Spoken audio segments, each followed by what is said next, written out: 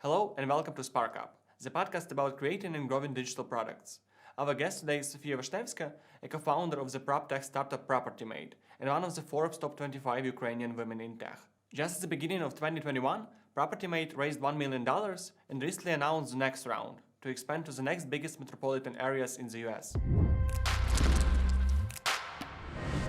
Hello. Hey, So, how are you today? I'm good, thanks. How are you? I'm fine, thanks. So, can you please describe me overall what is Propertymate all about? What is the company? What is the structure of the company? And how do you actually make money right now? Sure. First of all, thanks for inviting me, and I'm really happy to be here. So, Propertymate is the one-stop shop to buy a new construction home in the US. Basically, that's the place, the platform where you can find, compare, and buy a new construction home. It's a totally different market in US, than you built, and it's quite hard to find them. So you need to go online, search for different new builds, and so on. So there are a couple of places where you can find them, but it's a very tiny, let's say, part of business. For example, for Zillow or Trulia or any other giants on the real estate platforms. So yep. Basically, we help buy a new home for people. Okay, and what is your current role on the project? What is your involvement? What is your position right now? Yeah, great question. So I'm the co-founder, but at the same time, I'm the COO. So I'm responsible for the operations, for the team, for the product, and all day-to-day duties. And I can say that I do a bit of everything, how it feels. Yeah. And do you still feel efficient and productive in this role, or are you planning to outsource something? Yeah, I do. I feel efficient. So of course I'm delegating lots of stuff, and at the beginning, me and Bogdan, my co-founder, we did I'd say lots of work, more work. But now we have great teammates we can rely on, and we are working and acting as a real team, and that's great. What is the team structure right now? As far as I know, everyone is based in Lviv. You don't have any employees in US, or you do already? So yeah, right. All our team is, and let's say, is based in Ukraine right now. Everyone is working remotely, so we just implemented the remote first culture. Also, we have co-working places in Lviv and in Kiev, because Lviv and Kiev are the cities where most of our employees are located. But we also have the employees from Kharkiv and from Dnipro. So yeah, remote first culture is a great thing nowadays. At the same time, we have, partners not in-house employees, but partners, real estate agents, and all of them are located here in US, in the cities we are operating within. So, yep. And right now we have a new challenge. Yeah, sorry for interrupting, because we're going to hire our first in-house US employee. So yeah, great news ahead. And what position will it be?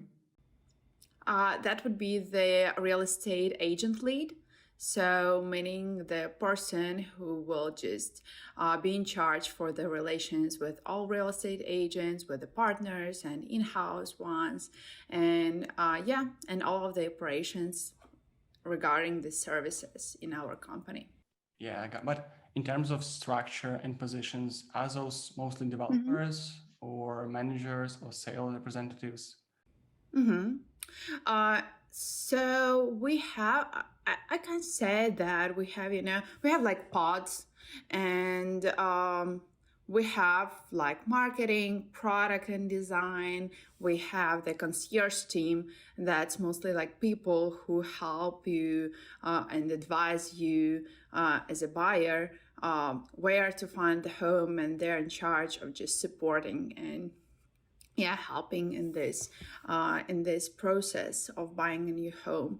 And we have marketing as well, and we have like sales. I mean, concierge team is also part of sales, because we have real estate agents as a part, as a team, and concierge team, and those are combined is the sales, let's say, part. But in terms of the amount of people you have, like in terms of percentage, how many of them is development team? How many of them is sales, marketing? Yeah. So development team, it's I guess around 30%, then 40-50% is the sales team, and the rest, I'd say, is the product and marketing and operations. Yeah. Okay, let's step aside from the Propertymate for a second. And can you please tell me more about your personal journey? How did you come up to be a startup? Do you call it? Yeah, so a great question. I really like this way of, let's say, acting as a leader. You know, at school, and even I think like preschool, I really love to take responsibility for something when you just feel that you can, I don't know, create some value. Of course, it's really hard when you are failing, you know, because it's also your responsibility for that. Yeah, but then I worked for a couple of companies, but the main thing I realized that it's not my journey, you know. I can't just be this small part of something, and for me, like, it's not the way I wanted to live. And after some time, I met my co-founder Bogdan Natkovsky, and he was the startupper like from the very beginning. I think like that from the age of 13 or 14, like he has never worked for any company, you know, and he just shared with me some feedback and thoughts and like the lifestyle he has, and I liked it. Like, I mean, and then he just, I'd say, hunted me for his product as the customer success lead. And I started just like right there. And after some time, that product, it was called like Brainify, and it was for the Ukrainian and European market. After some time, like we realized that we want something bigger. We want like, you know, the life-changing company. We want to create it, and we are here to do so. And that's back then we co-founded like Propertymate. And, you know, yeah. I'd say yes. I had one more. Yeah, I had one more. But it was just like, you know, a very infant, let's say, and it died. It was called Tied Me Up. It was in the Hazari like sphere, but maybe sometime ahead I'll just come back to it. But yeah, like the big, I'd say, and serious startup, Propertymate, is the first one. And your first startup just recently raised $1 million. So it's actually a huge success, especially considering that it's the first one. How did you do that? What was the point for Propertymate to be seen and acknowledged by the investors? First of all, like, Bogdan, he's responsible for the fundraising. So, but I can tell you a bit more how it looked like, from the inside. First of all, we don't think that raising like $1 million, it's just the success. It's just like the way it happens. I mean, when you do something, you execute and manage the tool, you know, that makes you growing, and just it's far, far away from like success, I'd say. The first step and the main step was that we got into Techstars. Austin Techstars, it's like the biggest accelerator in the world. And that's also a great story because before getting into Techstars Austin, we were invited to a couple of accelerators, including Y Combinator, and we like flew to the San Francisco for the interview. We also were like in finals in 500 startups twice, 2 years, and then we were in finals, in Techstars, like New York, and we were not accepted. Like after finals, we were not accepted, and that was really frustrating.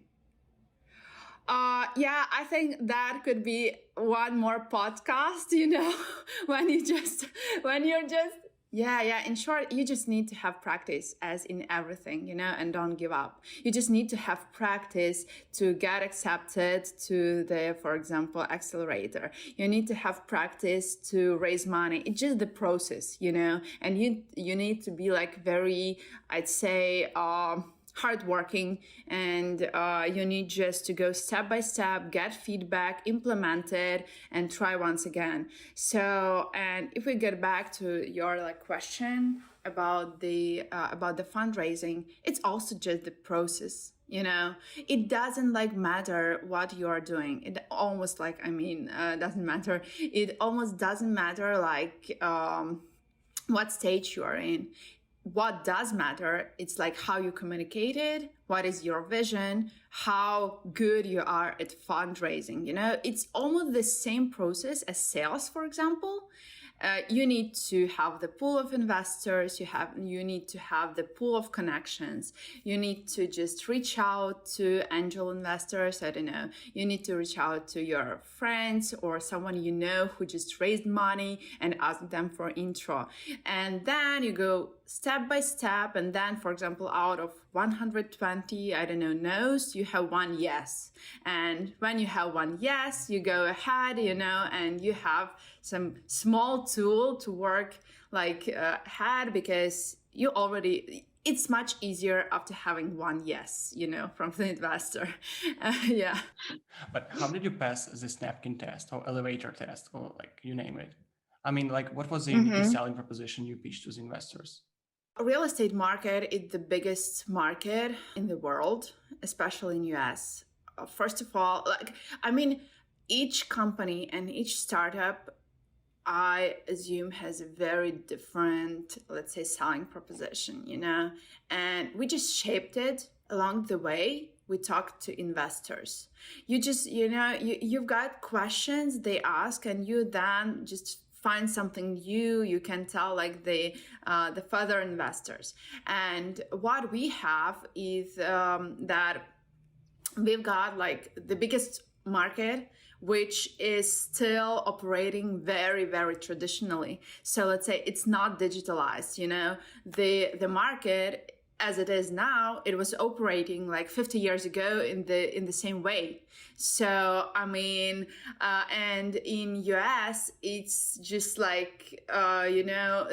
market share of the new construction is much smaller than the resales real estate market.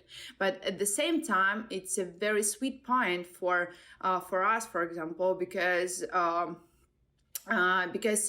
so many companies are there, and due to the fact that this new construction market is very, very, let's say, hard to operate on, because you need to gather information yourself, you need to do lots of manual work as well.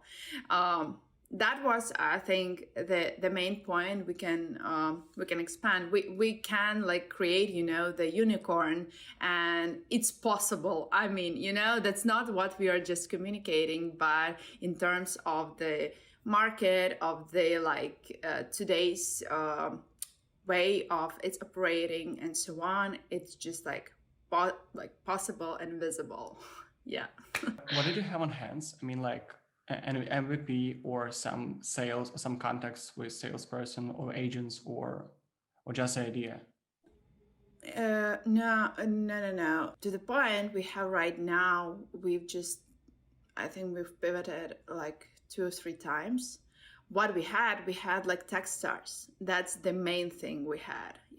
we went through the acceleration program in Techstars, and that's, I'd say, some kind of recognition, and that's much easier like to raise money after the program, like in Techstars or 500 startups, or especially in from like Y Combinator.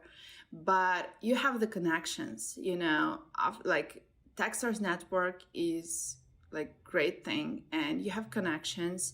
We had MVP, but we've already changed it, and we pivoted from that time. Yeah, and that's okay. That's not something. I think it's good when the product when the startup makes a pivot, yeah. The bad thing was that we've graduated like from Techstars just before the pandemic happened. It was March, and we just announced about the round, and the pandemic happened, and that was a hard time, to raise money, frankly speaking. Has the industry recovered from that? I mean, by the time you're talking right now? Yeah, it's growing. It's booming right now. The new construction in, we are operating in Texas right now. So our first city was Austin. Then we went to Dallas, then to Houston. Now we're going to San Antonio as well, and then Phoenix and so on. And Austin, it's just like the booming city in terms of the new construction. Tesla is coming here, like Google, Amazon, and lots of other companies. They are just opening, they have offices, great offices here. And in terms of taxation, this is a very, very compelling, state. That's why lots of people, especially during the pandemic, they started moving to Austin and to Texas. And people from California, people from New York, who don't know what is going on here, who don't know what are the neighborhoods, the best neighborhoods, and so on, who just want help and who want a great place, one place or service to help them to buy a new construction home, since the resales market was stacked because people didn't want to sell their homes, because of pandemic, of unknown situation, and so on. And the new construction market just, exploded. People, the prices went up to 50 and more %. And that's why that was a great timing for us to be here. Coming back to the real estate and why you chose to go to that market, because it's incredibly red ocean. It's very conservative, very overpopulated, very competitive, and considering you're a company based in Ukraine, all of those things that just form not the best conditions for the startup. So why did you actually did it? I don't think that real estate is a red ocean. First of all, I think it's vice versa. It's just a big blue ocean, and it's easier to die on this market as a startup. It's easier to die from the just focusing on lots of things instead of focusing on one thing, because there are lots of processes that are so inefficient, and you want to to make them efficient from the all sides, and it's impossible. We are the company is based in US, so we never had the company based in Lviv. We just have people who are from Ukraine, but the company itself and everything is just operating from the US.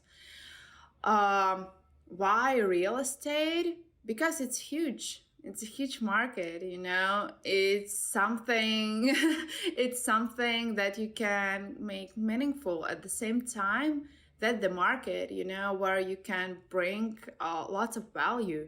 We're helping people to buy, to choose, to have the best deal, to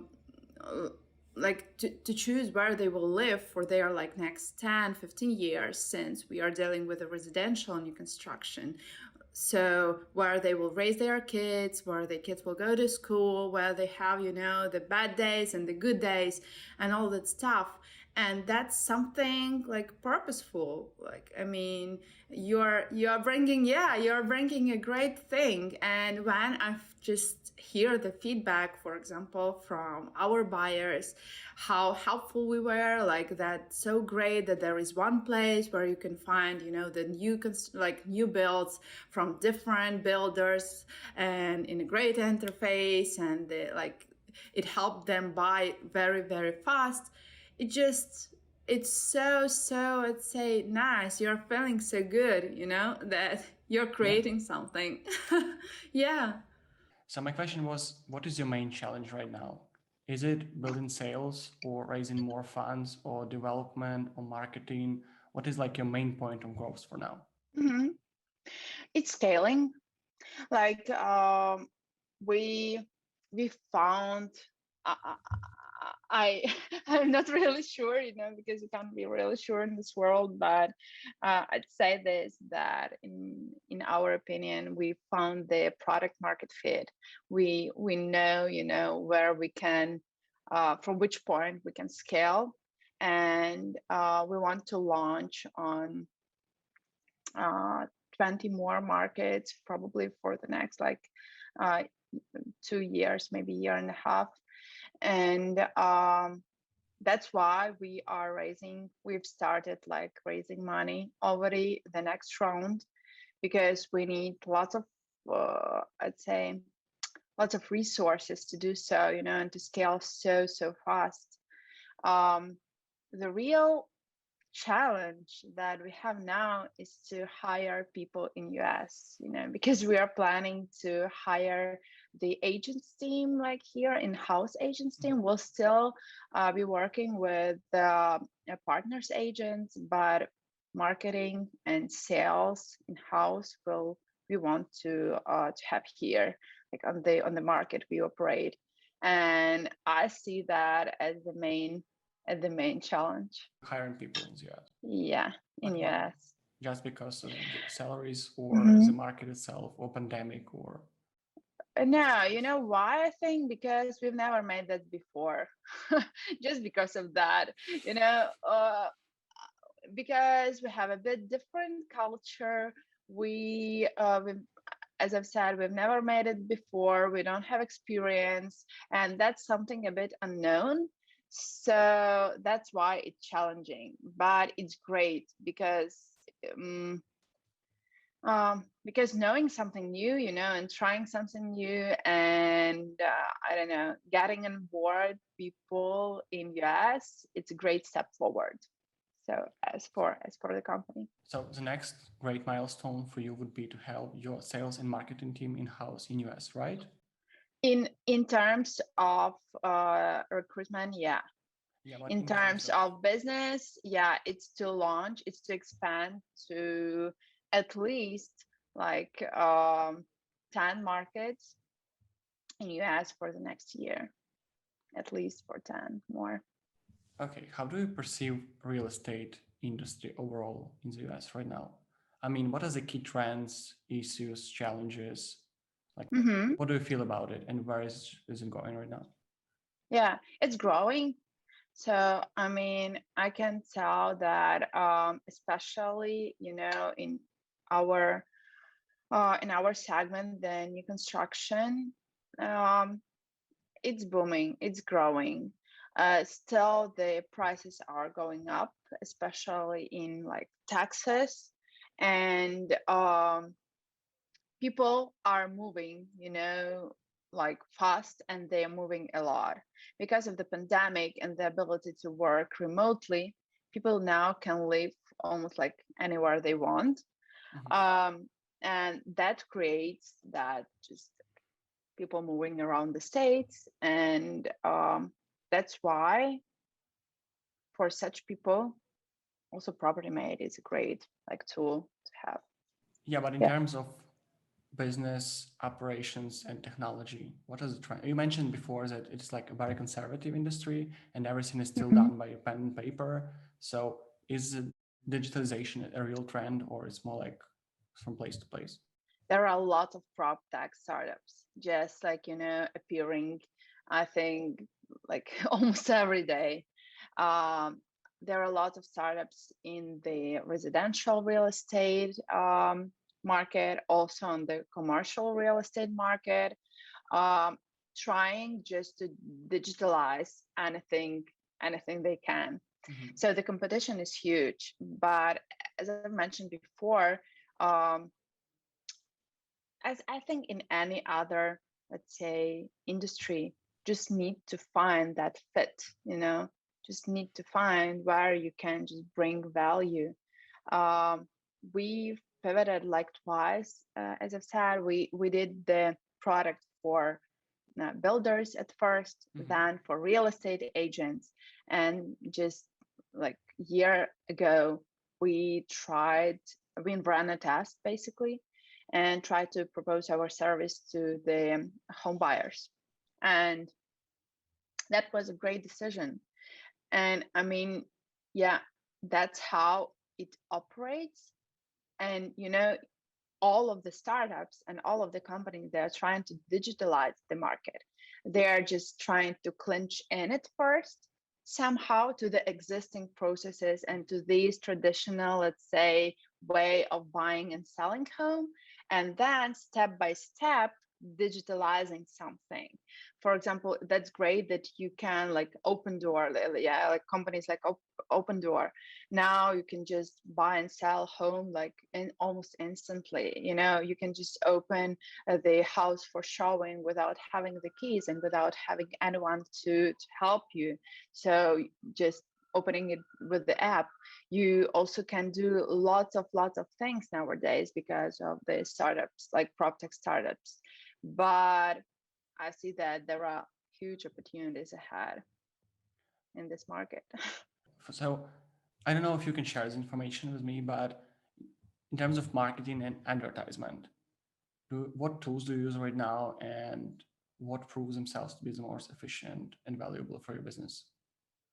Yeah, sure. So in general, we are using the Google Ads. That where we started, and I feel that that's the best tool you can, test something, because it's fast. It's quite expensive, but still it's fast, and you can see the results like immediately. Mhm. We are still using, of course, like the Google Ads, and at the same time, we are just raising our organic traffic, and we are working a lot on the ACO, because in real estate, it's I think it should be the main channel for the lead acquisition, and but it's a long game, to bring lots of organic like traffic. That's a long game that we've started to play. Yeah, so Google Ads, SEO, you utilize some social media or stuff? No, for now, no, because social media, it's more like um, it needs like to be efficient in our market. It needs lots of resources that we are planning to invest there, but a bit later after we will raise the next round. Got it. So my final question would be, what advice would you give to someone trying to start real estate or actually any startup today at the end of Mm-hmm. 2021? Mm-hmm. Um, yeah, good question. I don't know, looking back, I would just advise to not give up, of course, just execute, and just to start. That's the main thing. Even it's something unknown, if it's something like scary and so on, you need just to start and then go like ahead of the time, You need to be passionate what you're doing, but also very hard worker, because it's a tough and complicated path. It's not just about going to startup conferences, just It's a thinking hustle. It's and so very on. effort. It's a very tough thing, and but at the same time, it's very exciting, and it's very joyful, and you're meeting lots of people on your way. Also, what I'd advise is to, when you feel that your teammate is not the one you're going to work with in the future, or you don't think that is good fit or like mutual fit, you just need to leave people go their own way. And just as soon as you, I don't know, make some decisions, yeah, even bad or good, just make them, just move fast. That's, I think, the main thing. And yeah, I mean, doesn't matter Hire slow, what fire sphere. fast, right? Yeah, It's a nice advice. It's that's true. actually a very valuable one. Okay, so thank you for your time. It was very nice to see Thank you you. so much. Have a Thank great day. you. Bye. You too. Bye.